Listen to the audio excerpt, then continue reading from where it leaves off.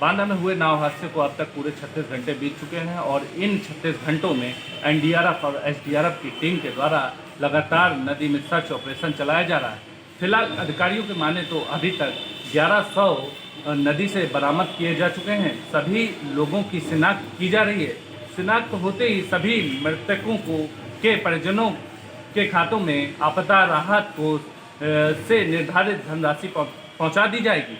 फिलहाल जिस तरह से अधिकारियों के द्वारा बताया जा रहा है कि इस पूरे घटना में लगभग 32 से 35 लोग नाव में सवार थे, जिसमें से 17 लोगों को बचा लिया गया था।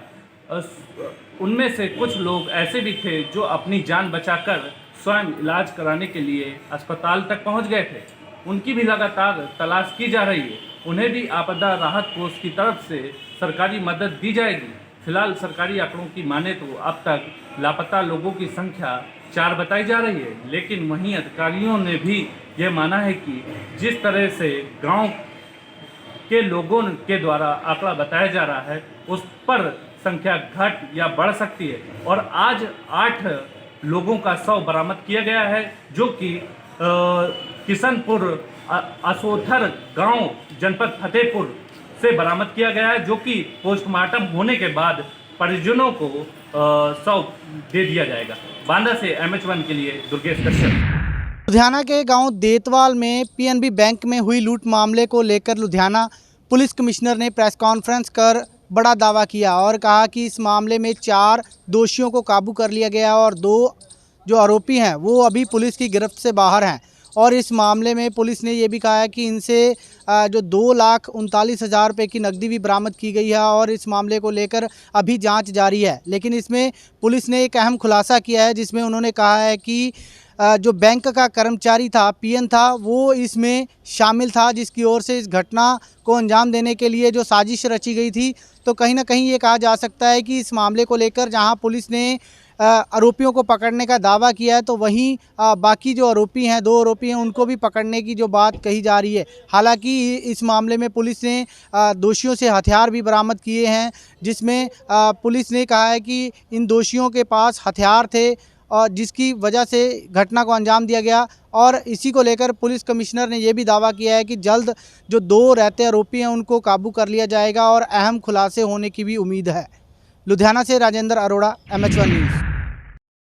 हिमाचल प्रदेश जयराम सरकार के इस मानसून सत्र का आज शांतिपूर्ण ढंग से समापन हुआ है और वहीं यदि बात की जाए विपक्ष द्वारा कई मुद्दों को लेकर सरकार को घेरने का भी प्रयत्न किया गया। और वहीं यदि बात की जाए आज चौथे दिन की मानसून सत्र की कार्रवाई की, तो आज जिस तरह से पहले ही पिछले कल नियम 67 के तहत विपक्ष ने जो है वो काम रोको प्रस्ताव जो है वो सदन में दिया था और उसी के चलते आज इन्होंने चर्चा मांगी प्रश्नकाल से पहले, लेकिन स्पीकर ने कहीं ना कहीं उसे खारिज किया और उन्होंने कहा कि अभी पहले महत्वपूर्ण प्रश्नों पे जो है यहाँ पे सुनवाई होगी और उसके बाद जो है वो चर्चा दी जाएगी। इसी के चलते जो है विपक्ष ने सदन से वॉकआउट भी किया, क्योंकि विपक्ष का साफ तौर पर कहना था आज प्रदेश का हर वर्ग जो है वो सरकार से दुखी है और कर्मचारी वर्ग जो है वो आज सड़कों पर थे, जिसको लेकर जो है उन्होंने आज विधानसभा का घेराव भी किया और मुख्यमंत्री से मुलाकात की। और मुख्यमंत्री ने भी ये कहा कि एनपीएस के जो कर्मचारी हैं वो कोई बीच का रास्ता बताएं ताकि जो है समस्या का हल जो है वो निकाला जा सके। लेकिन जिस तरह से एनपीएस मानने के लिए तैयार नहीं है, उनकी साफ तौर पे मांग है कि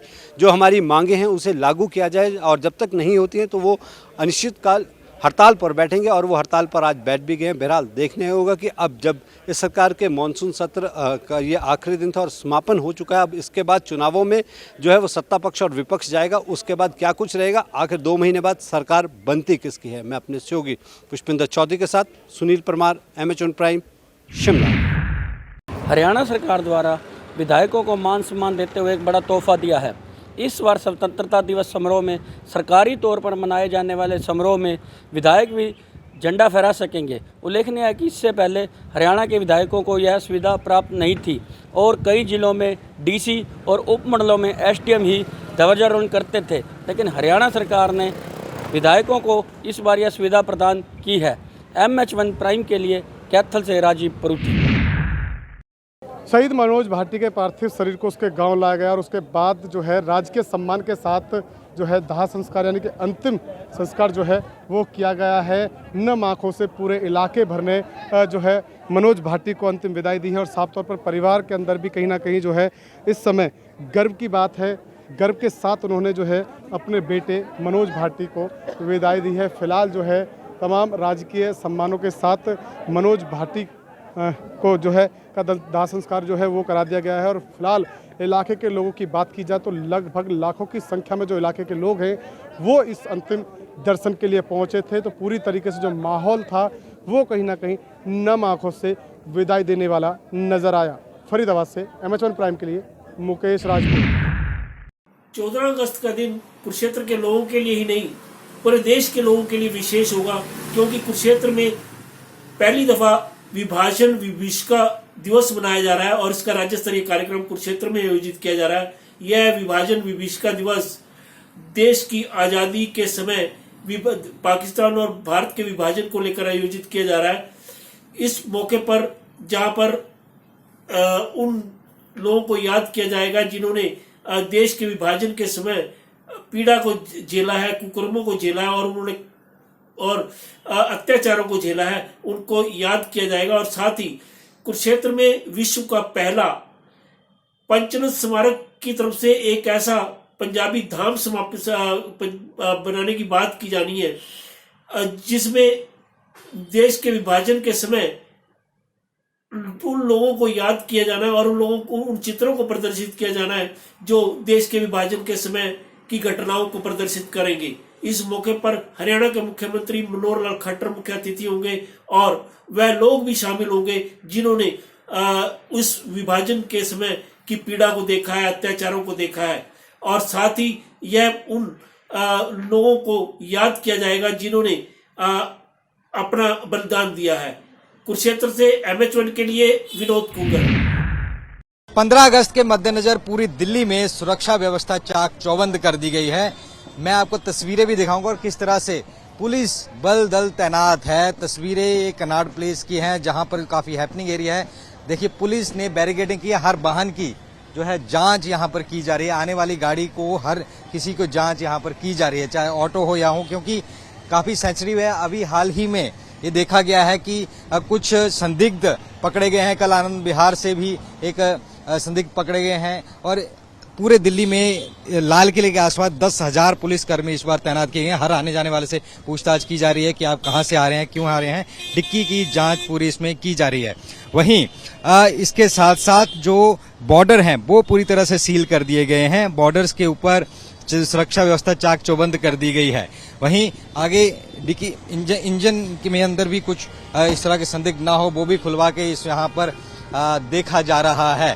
जो ये पूरा एरिया है ये पूरा नो फ्लाइंग जोन में है। यहाँ पर कोई पतंग गुब्बारा भी नहीं उड़ा सकता और इसी चीजों को देखने ऊपर से भी नजर रखी जा रही है। ऊपर भी एक गनमैन हर जगह बैरिकेड लगाए हुए हैं, वहाँ गनमैन अपनी नजर यहाँ पर रखे हुए हैं और जो भी पब्लिक प्लेसेस हैं, जो भीड़ भाड़ वाले इलाके हैं, वहाँ पर अधिक सुरक्षा व्यवस्था है और तैनात की जा रही है।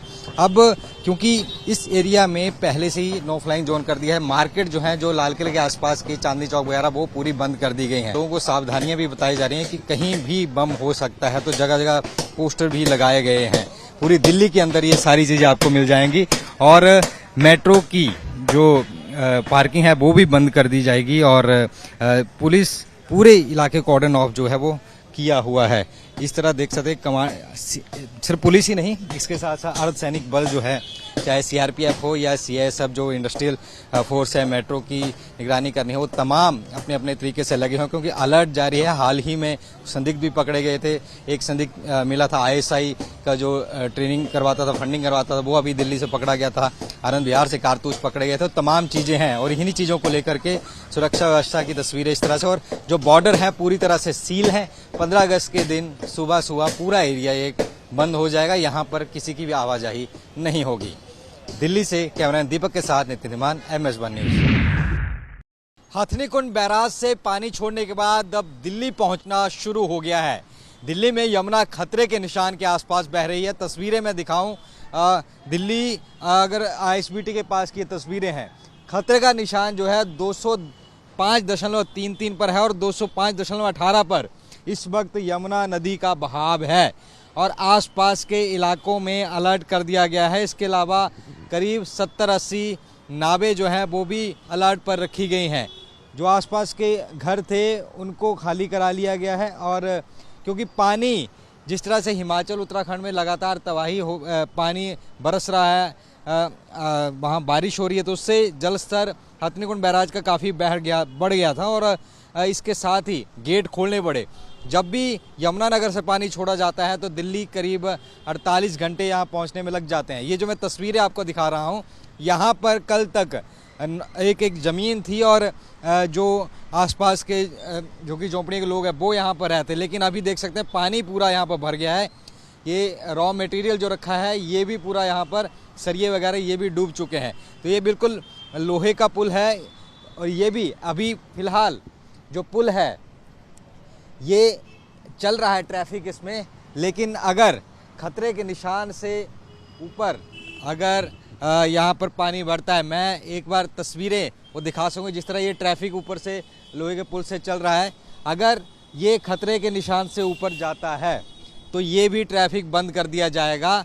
State disaster relief fund SDRF की टीम है जो लगातार इस पर मॉनिटर करती रहती है कि कब, क्योंकि अगर एक पॉइंट भी ऊपर लेवल बढ़ेगा तो उतना ही लेवल आगे सड़क तक पानी पहुंचने का हो जाएगा। आसपास के लोगों को खाली करने के लिए बोल दिया गया है। हालांकि अब ये जरूर जानकारी मिली कि थोड़ा सा पानी कम हुआ है, लेकिन अभी भी खतरे के निशान के आसपास पानी बह रहा है। दिल्ली से कैमरा दीपक के साथ नितिन धीमान, एम मेजबान न्यूज़।